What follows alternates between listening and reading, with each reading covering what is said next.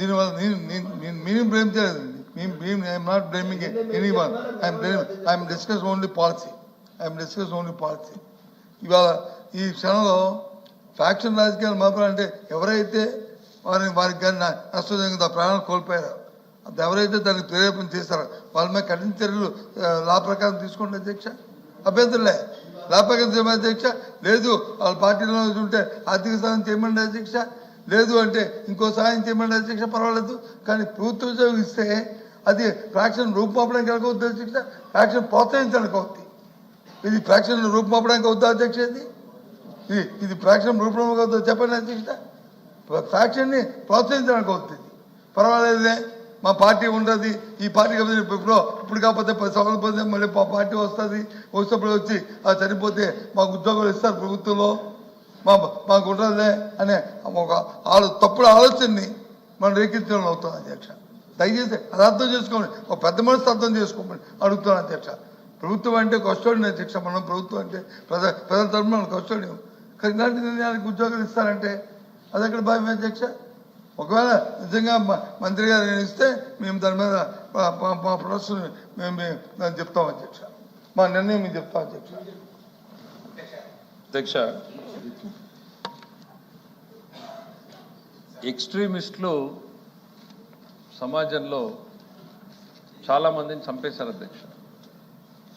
చంపినప్పుడు ఆ కుటుంబాలకి మనం రకరకాల రూపాల్లో హెల్ప్ చేసాం. కొంతమందికి వారు చెప్పినట్టు కొన్ని కుటుంబాలకి ఆర్థికంగా చేశాం, కొంతమందికి ఆస్తులు నష్టమైతే వారికి ఆర్థికంగా చేశాం. గవర్నమెంట్ జీవోలు ఇచ్చి అధ్యక్ష, స్పెసిఫిక్గా జీవోలు ఇచ్చి, బికాస్ ఇది ప్రాణరక్షణ మానరక్షణ అనేటువంటిది ప్రభుత్వం బాధ్యత.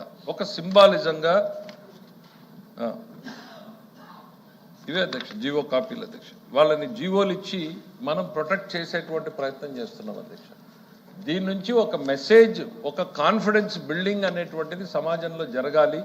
రెండోది, అవతల వాడికి కూడా ఒక డిటరెంట్ ఉండాలి. నా ఆశించిన లక్ష్యం దీంతో నెరవేరదు, నేను ఏదైతే చేస్తున్నానో ఆ లక్ష్యం నెరవేరదు, ఆ కుటుంబాన్ని నాశనం చేయాలనుకుంటే ఆ కుటుంబం బలపడుతుంది అనేటువంటి ఒక సంకేతం మనం ఇవ్వాల్సినటువంటి అవసరం ఉంది అధ్యక్ష. ఇవాళ నేను ఎక్కడ ఏ పార్టీని ఎవరిని కూడా మెన్షన్ చేయనటువంటి పరిస్థితి అధ్యక్ష. ప్రధానంగా ఇది ఒక్కోసారి సమాజంలో అధ్యక్ష సంఘటనలు జరుగుతూ ఉంటాయి. సంఘటన జరిగినప్పుడు హైదరాబాద్లో నాకు అమ్మాయి పేరు గుర్తులేదు అధ్యక్ష, టోల్ గేట్ దగ్గర ప్రీతినో అనుకుంటా ఒక అమ్మాయి ఇన్సిడెంట్ జరిగింది అధ్యక్ష. జరిగినప్పుడు అది ఒక భారతదేశాన్ని కాదు అధ్యక్ష, ప్రపంచాన్ని కుదిపేసింది అధ్యక్ష. అమ్మాయి టోల్ గేట్ దగ్గర నిలబడి తన చెల్లెలకు కూడా ఫోన్ చేసుకోవాలి అనేటువంటి ఇది లేకుండా పోయినప్పుడు ఆ అమ్మాయి పట్ల జరిగినటువంటి అక్కడ తీసుకెళ్లి రేప్ చేసే సంఘటన అదే నిషా సరే పేరు అదే మనం ఎందుకంటే పేరు చెప్పకూడదు కాబట్టి పేరు అంటే సంఘటన అధ్యక్ష నేను ఎక్స్ప్లెయిన్ చేస్తాను. అదే పేరు మారుస్తారు మార్చారు. సో ఆ సంఘటన అనేది ఒక భారతదేశాన్ని కాదు అధ్యక్ష, ప్రపంచాన్ని కూడా, అంటే ప్రపంచంలో మనం ఉన్న ఇండియన్స్ ఎక్కడైతే ఉన్నారో మొత్తం వైరల్ అయ్యి బాగా డిస్కషన్ అయింది. ఆనాటి ప్రభుత్వం ఒక కఠిన నిర్ణయం తీసుకుంది తెలంగాణలో, మనం చూసాం.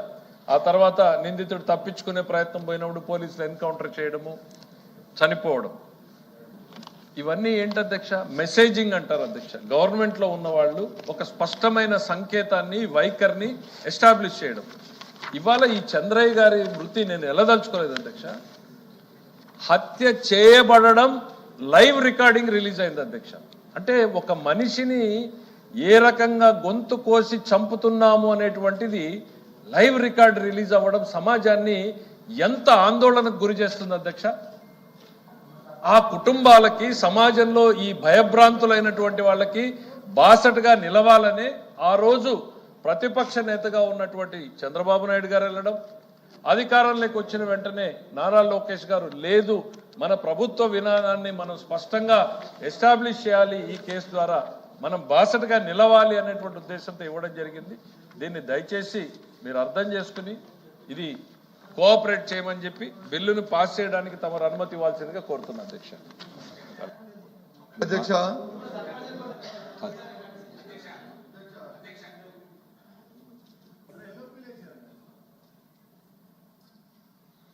వారు హైదరాబాద్ ఎగ్జామ్ చెప్పారు అధ్యక్ష.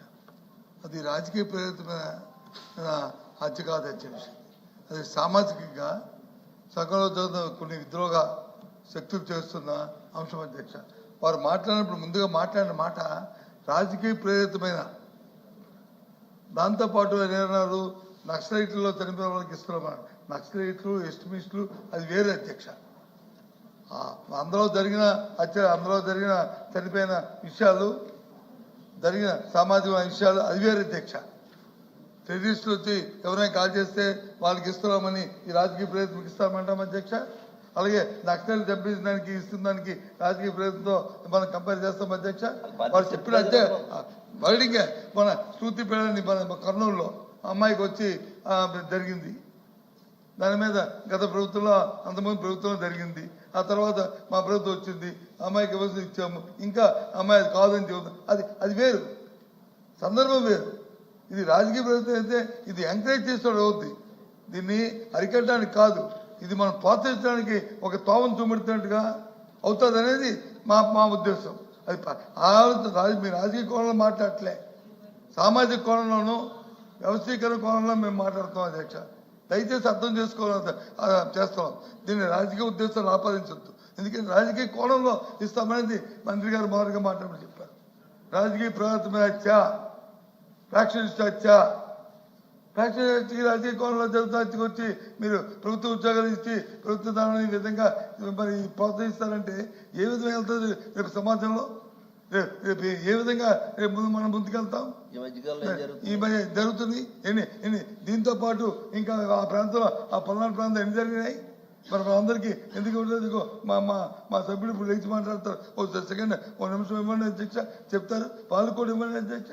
అలా అయితే మేము అడగట్లేదే, అది తప్పు కదా అధ్యక్ష. అది అంతేకాదు, అది తప్పు కదా అధ్యక్ష. కాబట్టి మిమ్మల్ని నేను కోరుతుంది, ఇది ఒకసారి మీ ద్వారా మరి ప్రభుత్వాన్ని కోరుతుంది, ఒకసారి ఆలోచన పునఃపరిశీలించండి. బేజాలకి దానికి దయచేసి పోవడం కాదు, బేజాలు పొమ్మని వద్దు. మీరు నేను ఇది కాదు, సమాజం ఆలోచించుకొని చేయండి. మీరు ఆ మాట అనకంటే ఒక నిశ్చేస్తారు, మాకు తెలియదు. ఇది మీరు అన్నారు కాబట్టి మేము చెప్తున్నాం. రాజకీయ ప్రయత్నం ఫ్యాక్షనిజము అన్నారు కాబట్టి ఆ ఫ్యాక్షన్లో జరిగిన వాళ్ళకి, రాజకీయ కోణం జరిగిన వాళ్ళకి ఇలాంటి మనం ప్రభుత్వం తరఫున ఇవ్వడం అనేది అది సంబంధించిన కాదనేది మా ఉద్దేశం. ఆ కుటుంబాన్ని నష్టపెట్టాలని, ఆ ఇస్తుందని అడ్డుపెట్టాలని అనేది కాదు. ఇక్కడ వ్యవస్థీకృతం సరళీకృతం చేసుకుని ముందుకు వెళ్ళడానికి ఇది కాదనేది మా తరగతి అభిప్రాయంగా పునఃపరిశీలించాలని ప్రభుత్వాన్ని కోరుతాను అధ్యక్ష. స్పెసిఫిక్ అధ్యక్ష, మీరు స్పెసిఫిక్ గా చెప్పండి. లేదు, చంద్రయ్య మా ప్రాంతవాసి, పల్నాడు వాసి, నేను పల్నాడు వాసిని. ఈ రాష్ట్రంలో రాయలసీమలో కొన్ని జిల్లాలు, పల్నాడు స్పెషల్లీ పల్నాడు, ఇదంతా కూడా ఫ్యాక్షన్కి పెట్టింది పేరు అధ్యక్ష. నేను ఒకటే కోరుకుంటాను అధ్యక్ష, ఏదైతే ప్రభుత్వం ఆల్రెడీ నక్సల్ బాధితులు, నక్సల్ వల్ల చనిపోయిన వాళ్ళు, ఉద్యోగంలో మరి చనిపోయిన వాళ్ళు, వీళ్ళందరికీ కూడా బెనిఫిట్స్ ఎక్స్టెండ్ చేస్తుంది. ఇప్పుడు చంద్రయ్య ఫ్యామిలీకి, చంద్రయ్యకి చేయటంలో కూడా మాకు అభ్యంతరం లేదు అధ్యక్ష. మీరు చూసినట్లయితే చంద్రయ్య కూడా ఒక బీసీ కులానికి చెందినవాడు. ఆ ప్రాంతంలో అధ్యక్ష ఈరోజు మీరు రికార్డ్స్ తెచ్చుకొని చూసినట్టయితే ఇప్పటి వరకు చచ్చిపోయి